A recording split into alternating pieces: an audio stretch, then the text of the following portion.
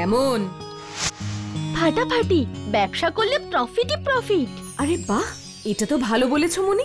চম্পাদি, তোমরা তো এই মিষ্টি বানিয়ে বিক্রি করতে পারো। এমন গায়ের মিষ্টি কেই বা কিনবে? স্বাদ ভালো লাগলে ঠিক কিনবে।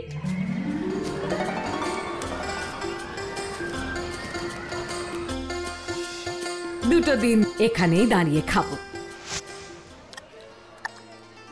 পুরোটাই গুড় দিয়ে তৈরি, আর তাও কিন্তু আবার বাড়িতে বানানো গুড়, আর পুরো মিষ্টিটাই বাড়িতেই তৈরি। রিয়েলি? তাহলে একটা তো খেতেই হচ্ছে।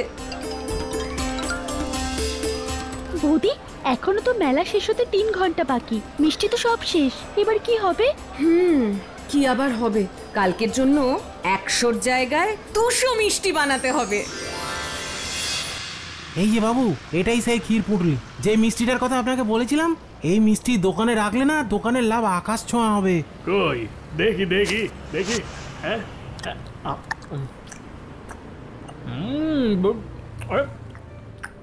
সত্যি তো, কি মোলায়েম, কি হালকা মিষ্টির সঙ্গে আবার গুড়ের গন্ধ। আমার এত বছরের মিষ্টির দোকান, এমন মিষ্টি আমি কখনো খাইনি। আচ্ছা, তুই এই মিষ্টি বানাতে পারবি সজল? আমি তোর মাইনে ডবল করে দেব। না বাবু, কাল থেকে 9 করে গোটা 20 ক্ষীর পুটুলি আমি সব খেয়ে দেখেছি, কিন্তু এ যে কি দিয়ে কিভাবে বানিয়েছে তা মোটেই বুঝতে পারতেছি না। বানানো তো দূরের কথা। যা, একই মন্দার বাজার, মিষ্টিটা খেয়ে ভাবলাম এই মিষ্টি বেচেই বিক্রি বাট্টা বাড়াবো, কিন্তু সে গুড়ে বালি। বাবু, আপনি এখনই আশা ছাড়ছেন কেন? আমি না বানাতে পারলে কি আছে, যে বানাতে পারে তার কাছ থেকেই না হয় ন্যায্য মূল্যে কিনে নেবেন। তাহলে এক্ষুনি মেলায় চলো, দেখি রাজি হয় কিনা।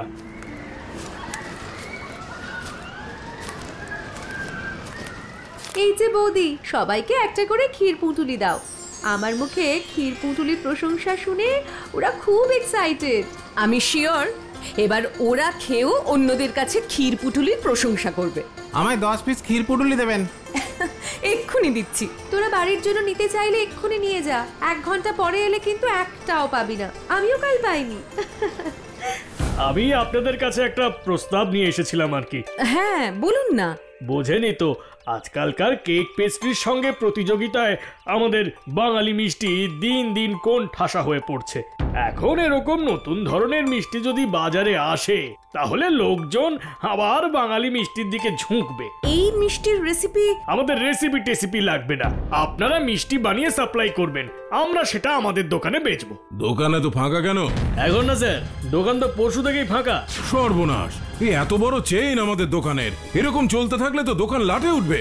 এখন উপায় কি?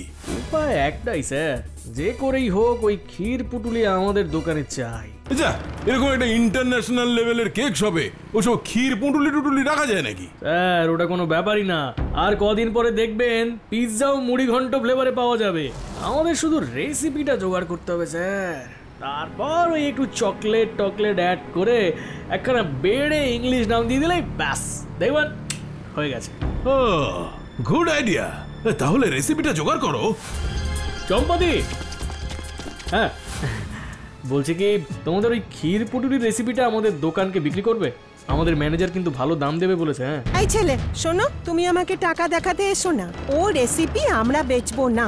তুমি দেবে না, তোমার পিসি শাশুড়ি দেবে। আমি কড়া করে বলে দিয়েছি, ওই রেসিপি আমার পিসি শাশুড়ি কাউকে বিক্রি করবে না। ঠিক আছে, এবার তাহলে চলো। আমরা এখন কোথায় যাচ্ছি গো বৌদি?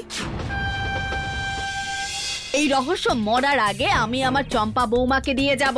মরার আর বাকিটাই বা কি আছে, তার থেকে এইবার রেসিপিটা বেচে 2 পয়সা কামিয়ে নাও। কি বললি তুই হতচ্ছাড়া? তুই আমার বাড়িতে বসে আমার মৃত্যু কামনা করছিস? পিসিমা, ম্যাডাম, আমার কথাটা একটু শুনুন।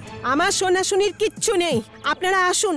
তা আপনি কি আমাকে ভয় দেখাতে এসেছেন নাকি? আপনি আর আপনার চেলা নাকি কাল চম্পাদিকে হুমকি দিয়ে এসেছেন যে ওই মিষ্টির রেসিপি আপনারা নিজেরাই ক্র্যাক করে ক্ষীর পুঁটুলি বানিয়ে দেখাবেন। বৌদি, এসব তুমি কি বলছো? ওরা রেসিপি ক্র্যাক করলে চম্পাদি রোজগার করবে কি করে? আমি ঠিকই বলছি, কিন্তু তুমি হয়তো একটা কথা জানো না, আর আপনারাও জানেন না, তাই সবাইকে একসাথেই জানাচ্ছি। রেসিপির পেটেন্ট রাইট কিন্তু চম্পাদির পিসি শাশুড়ির, মানে কাননবালা দেবীর। Patent right? কেস যখন চম্পাদি করবে তখন মোটা অঙ্কের জরিমানা দিতেও রেডি থাকুন। মালিনী বৌদি কি পারবে গ্রাম বাংলার মা ঠাকুমার তৈরি মিষ্টি বিশ্বের দরবারে সসম্মানে হাজির করতে? জানতে হলে দেখতেই হবে মালিনী বৌদির নতুন গল্প মিষ্টি যুদ্ধে বাজিমাত। অ্যানিমেট্রিক্স ডিজিটালে চোখ রাখুন, সাবস্ক্রাইব করে রাখুন আরও অন্যান্য গল্প দেখার জন্য।